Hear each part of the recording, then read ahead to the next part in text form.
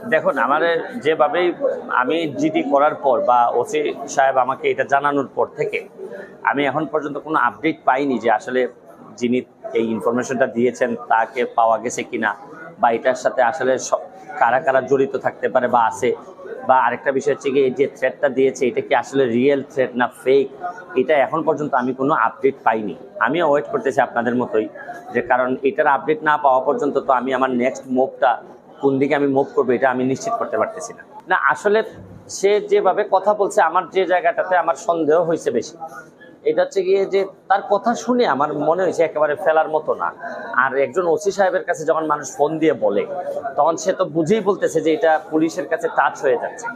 সুতরাং আমার তখন আসলে একেবারে হেলাফেলা করার আর সুযোগ ছিল না আমার সাথে। এখন পর্যন্ত শুনতে পাচ্ছি যে ওনারা আমাকে নিরাপত্তা দিবেন, কিন্তু আমি আসলে মেইনলি কনসার্ন হচ্ছে গিয়ে যে এটাই তো আমার নিরাপত্তা, যে যারা আমাকে থ্রেট দিচ্ছেন তাদেরকে আইডেন্টিফাই করা, এটা কি রিয়েল না ফেক না কিভাবে কি হচ্ছে